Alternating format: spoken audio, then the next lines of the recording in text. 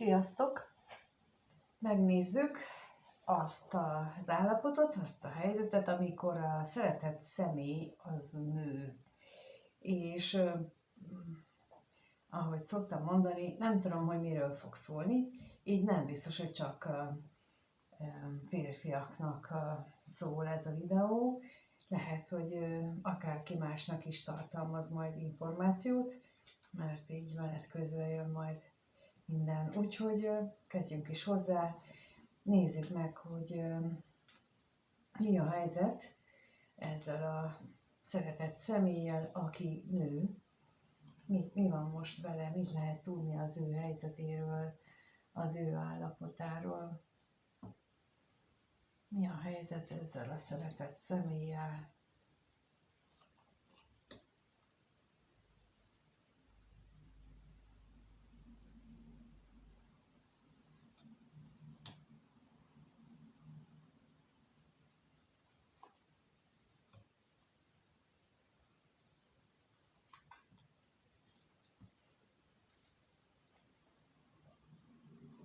Mintha egyes esetekben az lehet a háttérben, hogy egy találkozó nem jött össze, vagy nem úgy jött össze, hogy szerette volna, és ez eléggé megviseli. Ez eléggé, mondjuk így, hogy rosszul érinti, és emiatt szomorkodik, vagy éppen dühöng, de az a lényeg, hogy nem jól érzi magát, és az is lehet, hogy ezzel a találkozóval, ennek az elmaradásával kapcsolatosan vannak benne félelmek, lehet, hogy olyan félelmei vannak, hogy valamilyen ígéretét ezzel neki meg kellett szegni valakinek, nem biztos, hogy neked, hanem lehet, hogy valaki másnak, és vagy hogy meg kellene szegnie, hogyha ez a találkozó létrejönne, akár önmagának is tehetett ígéretet, szóval itt ez lehet a háttérben, hogyha előfordult, hogy nem jött létre a találkozó, hogy ő benne vannak ilyen negatív megélések, hogy ő nem tudja ezt így megtenni jó szívvel, jó érzéssel. Na nézzük itt a látogatást, mit tudhatunk meg erről.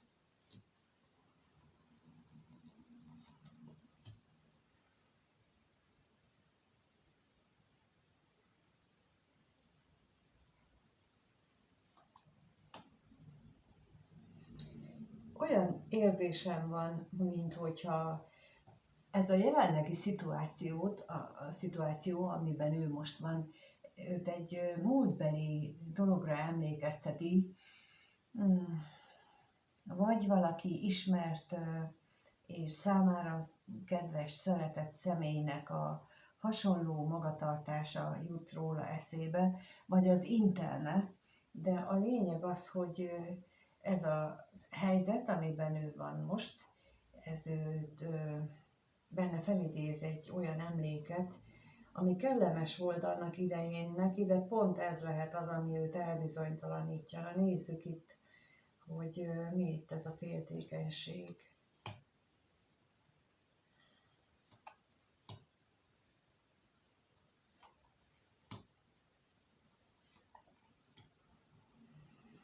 Lehetséges, hogy a félelmei abból is erednek, egyrészt ugye, mint mondtam, hogy valamire emlékezteti őt, és annak a végeredményére, amit esetleg el akar kerülni, vagy ő nem olyan véget szeretne neki, de az is lehet, hogy ide az égiek közbeavatkozása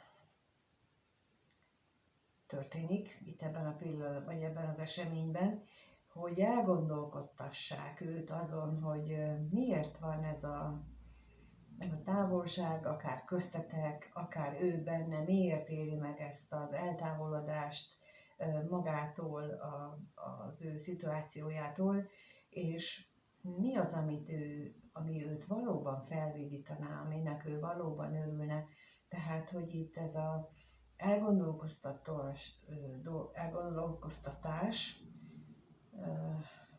kényszer az égiek részéről, az valójában arra irányul, hogy őt rávegye arra, hogy ő gondolkodjon el a szituációján, hogy miben van, hogy ne csak így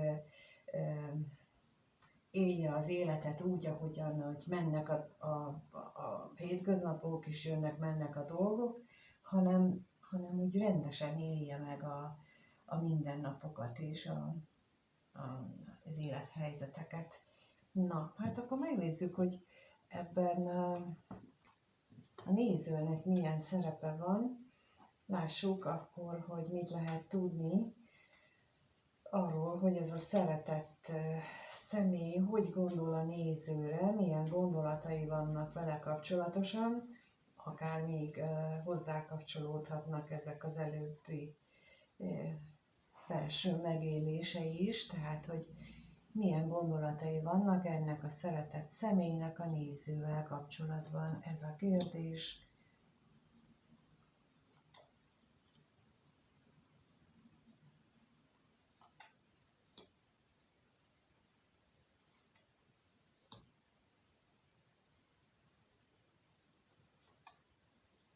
Itt ketté bontanám a dolgot, mert arra a két esetre, hogy amikor valamelyikük párkapcsolatban van, és azzal kapcsolatosan, azzal összefüggésben lehettek, vagy viták, vagy lehetnek viták a beszélgetésük arról a párkapcsolatról, amikor beszélgetnek, akkor az elképzelhető, hogy gyakran vitává fajulnak, nagyon nem értenek ebben egyet, vagy ez a szeretett személy nem ért egyet veled. Tehát ez az egyik verzió, hogy nagyon másképp látjátok azt a párkapcsolatot, amiről itt esetleg szó van.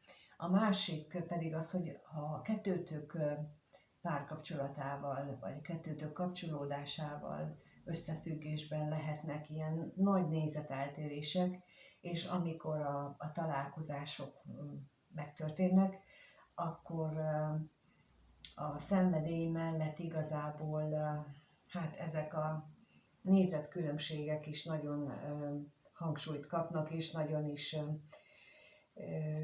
kifejezésre kerülnek, szóval, hogy vita vagy akár komolyabb veszekedés is lehet belőle. Neki ez jut eszébe, tehát bocsánat, most úgy érzem, hogy minthogyha ezért téged okolna, legalábbis nem önmagát. Na nézzük akkor itt az üzenetet, értem. Azért is jó, az üzenetet. Azért is jött ki az előbb ott az állandóság lapja, hogy amit most így mondtam, hogy azt érzem, hogy téged okol, hogy őt rávezessék arra, hogy ne mindig mást okoljon az ő megéléseiért, mert itt ez nagyon fontos mindannyiunk életében, hogy amikor így reflexből az jön, hogy valamilyen dolog más miatt történt, akkor rögtön jó lenne, ha eszünkbe jutna az is, hogy na de mi is ott voltunk, és tehettünk volna valamit, és ha azt válaszoljuk, hogy de hát nem volt mit választanom, erre az a válasz, hogy de mindig van. Az más kérdés, hogy amit választhattunk volna, az nagy fájdalmakkal járt volna nekünk, vagy másnak, de választhattunk volna, és a mi döntéseink is ott vannak benne, hogy ilyen eredmény lett. És ezt alapvetően az önismeret, az önmunka, és az, amit az előbb érzékeltem, hogy az égiek közbeavatkoznak, ezt szeretnék elérni, hogy legyünk őszinték magunkhoz, és amikor azt mondjuk, hogy hát mi nem tehettünk semmit, mi kiszolgáltatottak vagyunk, akkor azt akarják velünk tudatni, hogy nem vagyunk kiszolgáltatottak, egyszerűen mi választjuk azt, hogy kiszolgáltatottá válunk. Elsétálhatnánk, bármikor elsétálhatunk, akkor is, hogyha ez az emberi törvényekbe, az emberi erkölcsökbe ütközik, ettől még a mi döntésünk, hogy mi azokat előbbre soroljuk saját magunknál. És itt ez a lényeg, hogy ezt elismerjük, hogy mi előbbre soroljuk. És ez nem rossz, nem jó, hogy most előbbre soroljuk, vagy hátrébb soroljuk. A lényeg az, hogy fogadjuk el, hogy előbbre soroljuk. Ha nem értjük, hogy miért soroljuk előbbre, hiszen nem kellene, és mi mégis megtesszük, na az egy további kérdéseket vet fel, így már önismereti dolog, hogy akkor miért van az, hogy mi azoknak, annak a szabálynak meg akarunk felelni, honnan ered, és akkor itt ez már megint egy ilyen önismereti konzultáció témája lehet, és ez nagyon-nagyon messze visz, szóval, hogy így megint egy néhány ötletet adok arra, hogy hogyan lehet ezt magunkban megcsinálni az önmunkát, anélkül, hogyha nem akarunk máshoz lenni, anyagi okok miatt, vagy mert még nem állunk készen arra, hogy megnyíljunk egy idegennek, de mindenképpen ezek a kérdések érdekesek lehetnek, hogyha feltesszük magunknak is, őszintén megválaszoljuk, mert amikor az megtörténik, akkor onnantól kezdve jön az égi segítség, és még könnyebbé teszik ezt a megválaszolást, és higgyétek el, hogy ezért születtünk ide, hogy őszinték legyünk magunkhoz. Mindenkinek más területen, más élethelyzetben, de ez a lényeg, én meg ezért csinálom a videót, hogy mindenkinek elmondjam, hogy mit tanultam, és mi mentem én keresztül, de megnézzük, hogy ő mit gondol itt a látogatásról, a találkozásról. Igen, hogy ő neki valahányszor találkoztok, valahányszor ez a téma szóba kerül, amit itt az elején mondtam, tehát a párkapcsolat, vagy a meglévő, vagy a kettőtök párkapcsolata, az mindig veszteségélménnyel is jár. Olyan, minthogyha elbizonytalanodna abba, hogy ez mennyire értékes. És ennek az alapvető oka a családi mintában gyökerezik, az, ahonnan ő jött, ahonnan ő származik, annak a beidegződése, berögzülése, és a mostani világban már azt tapasztaljuk, hogy hajlamosak vagyunk mindent megkérdőjelezni, hogy az jó-e úgy. Én azt gondolom, hogy ez is egy olyan kategória, amit érdemes megkérdőjelezni, nem rögtön felrúgni, az az én nem túl jó viselkedési mintám volt a múltban, hogy mindent így fölrúgtam, hogyha úgy gondoltam, hogy az nem jó, de ez nem, már látom, hogy ez így nem biztos, hogy mindig jó volt. Volt, amikor helyén valónak tartom utólag is, de volt, amikor jobb lett volna, hogyha a mai bölcsességem már meg lett volna, és akkor másképp is csinálhattam volna, de ettől függetlenül most én azt mondom, hogy ha itt így hallgatjuk, akkor, vagy hallgatjátok ezt, amit mondok, érdemes ezen elgondolkodni, hogy ezek a családi minták mennyire kell, hogy meghatározzák az életünket, mennyire jó az, hogy elbizonytalanít, és mi miért azt éljük meg, hogyha azon változtatni kell, akkor az egyfajta sérülést jelent bennünk.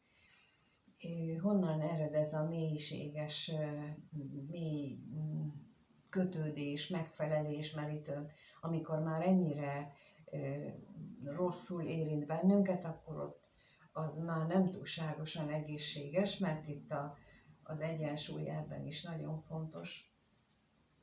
Megnézzük még a bosszúságot, hogy miért vannak itt viták, mi esetleg a vita témája vagy alapja.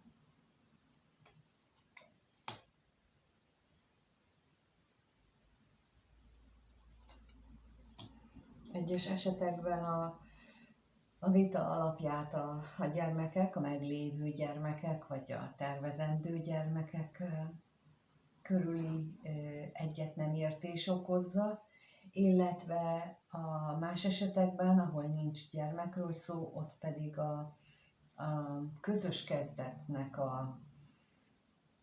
az anyagi vetülete. Hogyha például ő ezen gondolkodik veled kapcsolatban, vagy hát lehet, hogy ezen vannak a viták, mert ez volt igazából a kérdés, hogy ebben nem biztos, hogy egyet értetek, lehet, hogy az egyikőtök azt gondolja, hogy nincs elég vagyoni háttér ahhoz, hogy ti új közös életet kezdjetek, a másik meg úgy gondolja, hogy bőven elég, ami van, a többit majd megteremtjük, ez a két véglet szokott lenni, és akkor innentől kezdve ez már elég vita alap, hogy ebből mindig újra és újra az kerekedjen ki. Ha megnézzük akkor, hogy milyen érzésekkel van a néző iránt ez a szeretett személy, milyen érzésekkel van a néző iránt ez a szeretett személy, mit érez iránta, milyen érzésekkel érez iránta.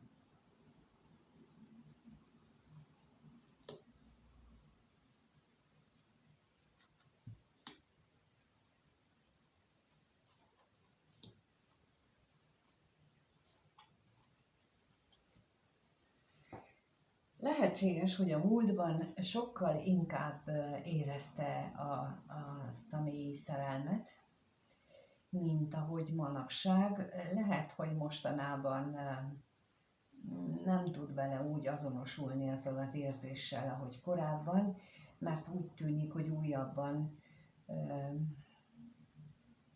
vagy a távolság, vagy a kettőtök miatti távolság, vagy az érzelmi eltávolodás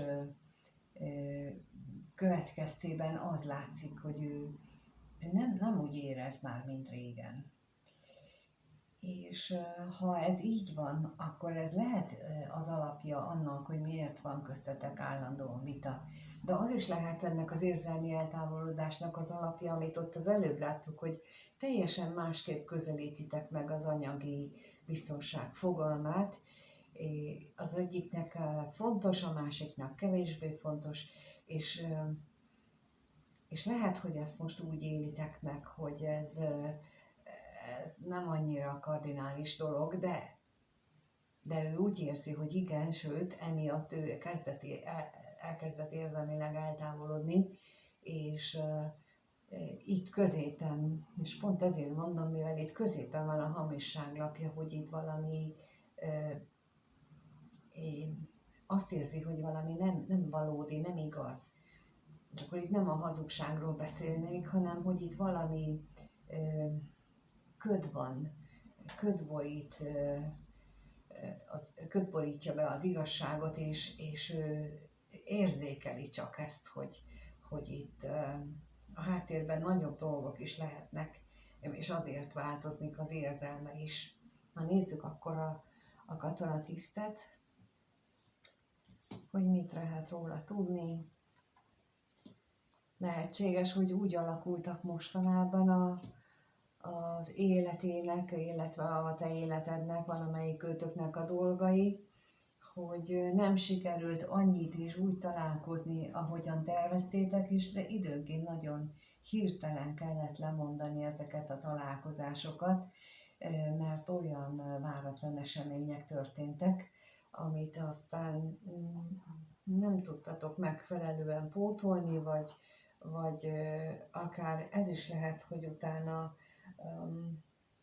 abból is a másiknak a hibáztatása kerekedett ki. Na nézzük a hamisságot.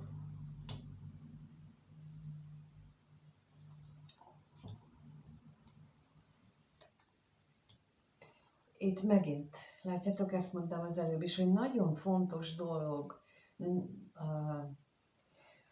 hogy mi az értékes, hogy mennyire értékes a múlt, amit az előbb itt részletesen magyaráztam, hogy mennyire értékes a hozott családi minta, kinek, és hogy akár arról is lehet szó, hogy ki hajlandó ebből engedni, lemondani, ki az, aki emiatt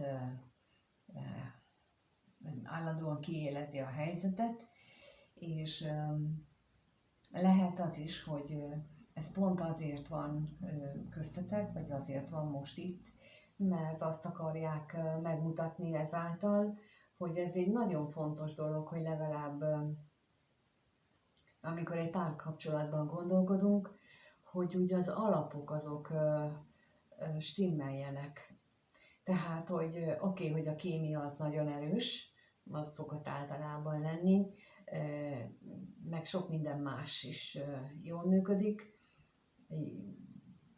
akár az érdeklődési körünk is, vagy úgy értem, hogy szívesen töltünk egymással időt, viszont az alapok, azok mennyire egyformák, ez nélkülözhetetlen, ugyanis ha egy közös utat is, akkor itt a megújulás és az előbbi, a házasság lapját is az is ott volt az elején, az előbbi kérdésnél, hogy ha egy ilyet tervezünk, akkor az alapoknak abban harmóniában kell lenni, mert úgy is jönnek a hétköznapokban olyan problémák, ami hát okot adhat az ellentmondásra, vagy az eltérő véleményekre, és akkor abból nagyon nehezen lehet kijönni, hogyha ezek sincsenek rendben, akkor nagyon hamar a szétváláshoz vezet. Úgyhogy ezt én javaslom mindenkinek átgondolni, hogy beszéltetek-e már ilyenekről, hogy kinek milyen értékrendje van, kinek milyen világnézete van, ki hogy áll a valláshoz. Ezek lényeges dolgok, és az, hogy ti kártyát néztek, a másik fél ezt hogy tekinti? Ő mit gondol erről, vagy az asztrológiáról? Ezek olyan dolgok, hogy most úgy gondoljuk, hogy legyintünk rá, de egy-két éven belül ez váló ok lesz, mikor kiderül, hogy hú, te sútyomba ilyet csinálsz? Hát te ki vagy te? Szóval ez jön, hogyha ezt nem tisztázzuk le előbb. És nem azt jelenti, hogy ti ezért ezt nektek föl kell hagyni, hanem lehet, hogy pont azt jelenti, hogy azért kell vele megbeszélni, mert neki ti fogjátok megmutatni, hogy van egy ilyen világ. Nagyon sok esetben erről van szó, hogy lehet, hogy ő is ott volt benne, magában hurcolta ezt, de mivel az eddigi környezete erről hallani sem akart, ezért ő ezt ugyanúgy ellenségesen viszonyul hozzá, mint ahol ő jelenleg van. És lehet, hogy neked kell őt ebbe bevezetni, hogy nincs ebbe semmi ördögi, és semmi tudománytalan.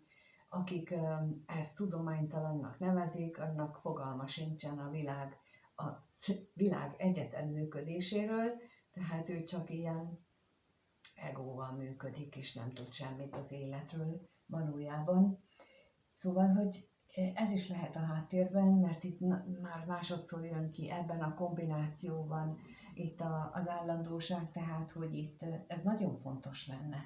És ez csak példa volt, amit az előbb mondtam, más tekintetben is lehetnek olyan tisztázandó dolgok, amelyek akár közétek is állhatnak, de nem azt látom itt, hogy ez eleve rossz, hanem azt, hogy fontos tisztázni, mert lehet, hogy eleve azok állnak a viták hátterében. Na, megnézzük, hogy hogyan alakul a kapcsolat, hogyan alakul a következő egy-két hétben ez a kapcsolódás, itt a néző és ez a szeretett személy között, hogyan alakul az ő kapcsolatuk, mit lehet erről megtudni.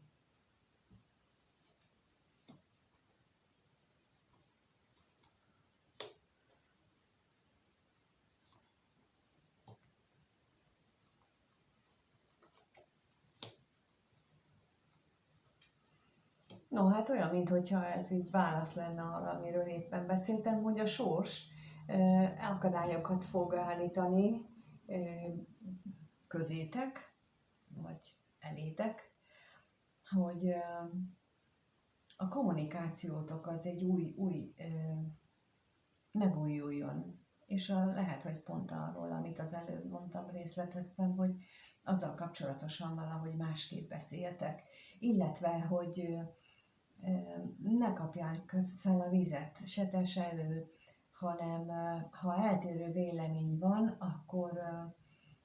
akkor ezt azzal a szelídséggel fogadd el, hogy ő neki ez a véleménye, és akkor megpróbáljuk kulturáltan, nem vitázva, tehát hogy nem kirobbanva, nem erőből, nem felhúzva magunkat, hogy na megint itt tartunk. Igen, mert valószínűleg ezzel dolgunk van, és ha ezt így fogadod el, hogy ha már megint itt tartunk, mert még mindig nem oldottuk meg, akkor valahogy másképp állunk hozzá, és erre utal itt ez a szerencsétlenség napja, hogy ezt a tüzet, amit ez a lap képvisel, mert ez egy tüzet is képvisel, azt az érveknek a felsorakoztatására használt, hogy találd ki, hogy lehet a másikat meggyőzni. Ez egy manapság nagyon ritka dolog, hogy a másikkal megbeszéljük, és érvekkel akarjuk meggyőzni, állandóan ultimátumokat adunk mindenkinek, minden szinten, tehát ez az élet minden területén elharapódzott ez a dolog, és nagyon kevés a kompromisszumkészség, az, hogy én legalábbis időlegesen visszafogom magamat. Ez az okos enged, nem véletlenül vannak ezek a közmondásaink a magyar nyelvben, hogy okos enged, szamár szenved, tehát hogy attól még, hogy én engedek, és nem élezem ki a helyzetet, attól én még nem leszek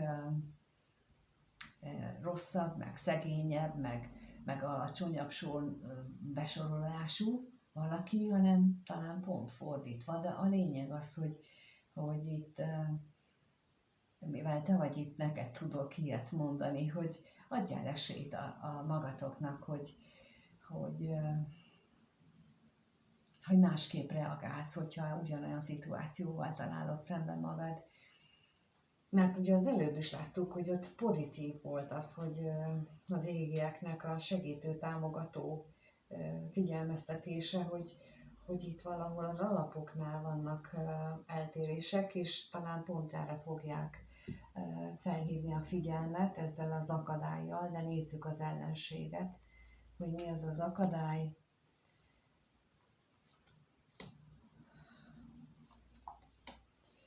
Lehet, hogy itt ígéretbetartással kapcsolatosak ezek az akadályok, az is lehet, hogy füllentésekkel, szóval akár magaddal is kell kezdeni, hogy akkor nem a könnyebb utat választva ráhagyom, és akkor füllentek egyet, hanem azt mondom, hogy igen, ez így történt, és beszéljük meg, hogyha ez neked nem jó. És akkor ő elkezd kiabálni, akkor nyugodtan mondhatod neki, hogy eddig te nem így gondoltad a beszélgetést, hogy ez nem így működik. Szóval, hogy így elütni viccesre, és akkor nem beleállni, az a lényeg. Na nézzük meg itt az üzenetet még. Ez csak egy ötlet. Nem mindenkinél fog működni, de van, akinél talán igen.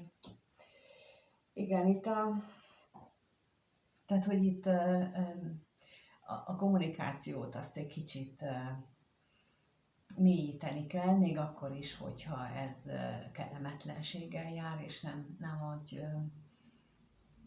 nem olyan könnyed lesz, de lehet, hogy épp most érkezett el az ideje, hogy ilyen, mint ahogy mondtam, hogy kiderüljön, hogy milyen világnézet van, milyen alapok, a kettőtök alapjai, hogy azok mennyire harmonizálnak.